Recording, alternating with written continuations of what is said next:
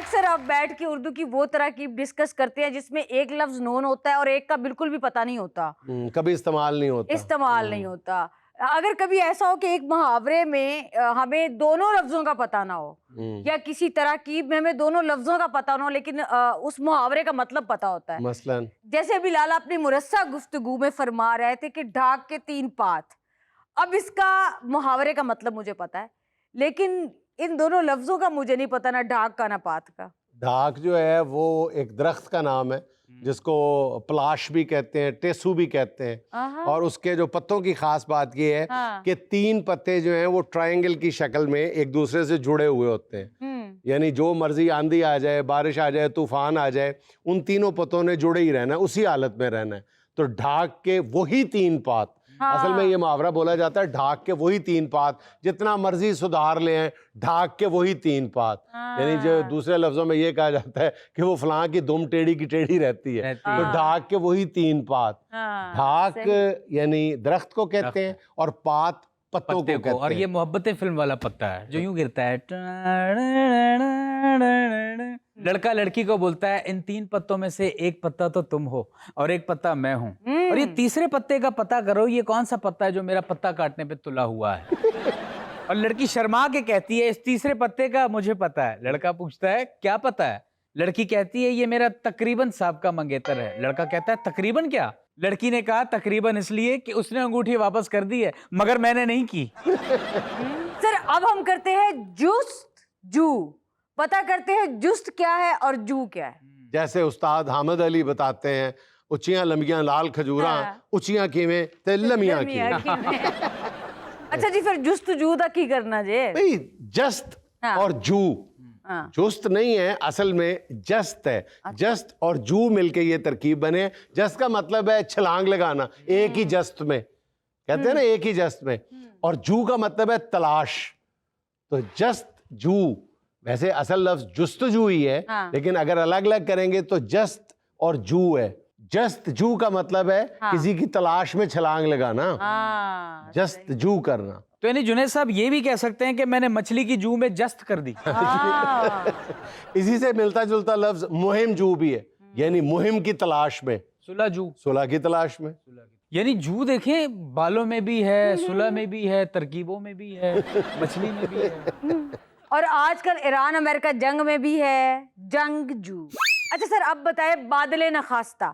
اب بادل کا تو پتہ ہے جو برستے ہیں, نخواستہ کون ہے؟ نخواستہ کون ہے پہلے اس کا مطلب بتاؤ. بادل نخواستہ کا مطلب کیا ہے؟ نہ چاہتے ہوئے. اور فار یور کائنڈ انفارمیشن یہ بادل نہیں ہے جو برستے ہیں, یہ بادل نخواستہ. نخواستہ کا مطلب ہے کہ خواہش نہ ہونے کے باوجود, جس میں خواہش نہیں ہے, دل شامل نہیں ہے, ٹھیک ہے, بادل نخواستہ. یعنی میں نے اسے بادل نخواستہ ادھار دے دیا, اس نے بھی پھر بادل نخواستہ انکار کر دیا. خدا نخواستہ تم دے ہی نہ دو. ایکچولی اس میں 4 حروف ہیں, با دل نا خواستہ. با ساتھ, دل دل, نا نہیں, اور خواستہ خواہش. خواہش نہ ہونے کے باوجود یا خواہش نہ ہوتے ہوئے, دل سے خواہش نہ ہونا. سر میری سب سے بڑی خواہستہ یہ ہے کہ میں بہت امیر ہو جاؤں. لالا یہ خواہستہ نہیں ہے, یہ خدا نہ خواستہ ہے. اچھا جی خاص لفظوں سے نکل کر چلتے ہیں خاص خبروں کی جانب, بلکہ خبر کی جانب. بھارت میں پاکستانی پنکھے نے پولیس کی دوڑیں لگوا دی. پاکستانی پنکھے نے؟ جی, یو پی کے نواحی علاقے کے مدرسے میں لگا پنکھا میڈ ان پاکستان تھا.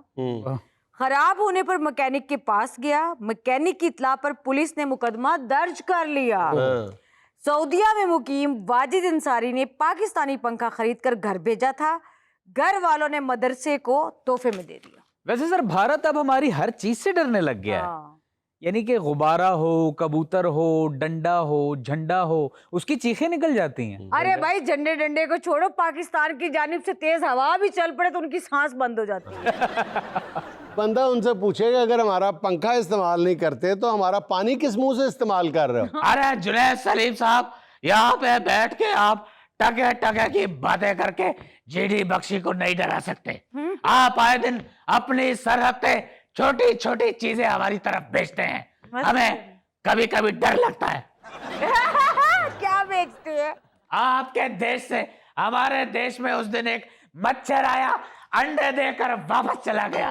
مولک مچھر تھا وہ, اتنا بڑا سونڈ تھا اس کا.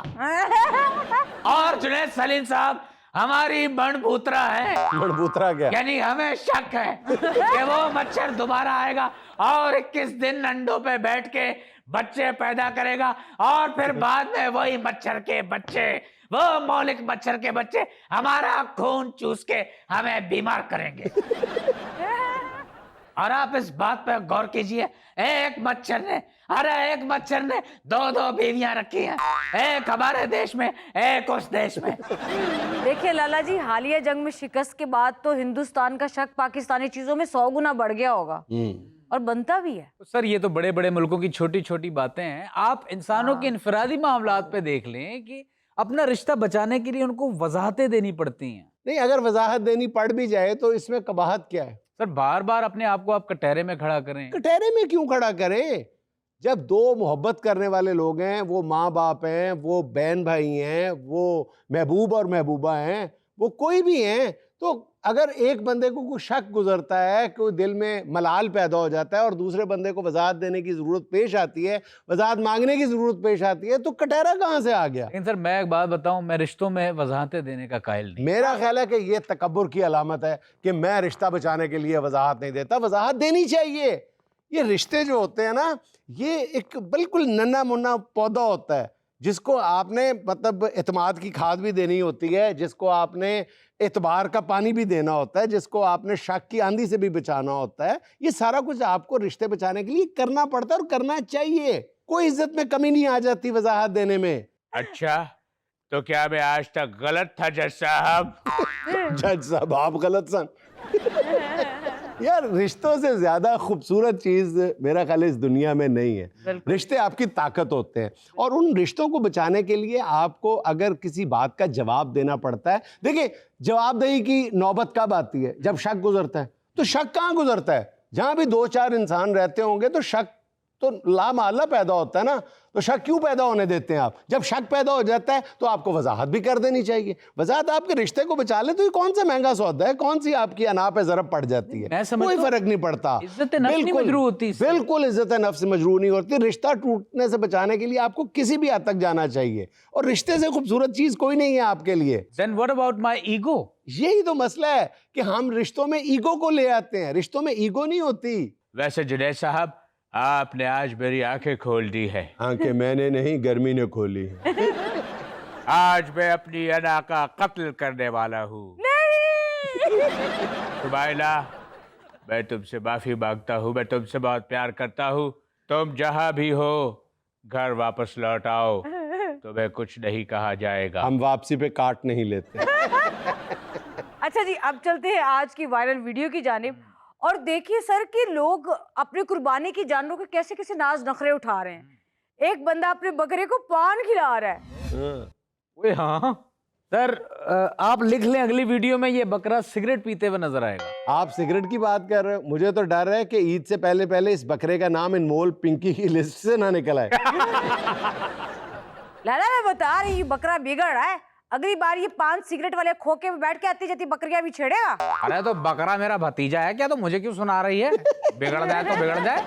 ارے قد کاٹ میں تیرے جتنا ہی لگ رہا ہے مجھے. ارے میں نے کون سا اس کو شارٹ ہینڈ کورس میں ڈالا ہوا ہے. یار تم دیکھنا, مالک نے 2 دن بعد اس کو تازہ لوسن ڈالنے سے کہنا میں کھیسوا نہیں کھاندا, پان لے کے آ پان. اور جب مالک نے اس کے لیے ونڈا مکس کر رہے ہو نا, تو اس نے کہنا ہے چونا کتھا برابر دا.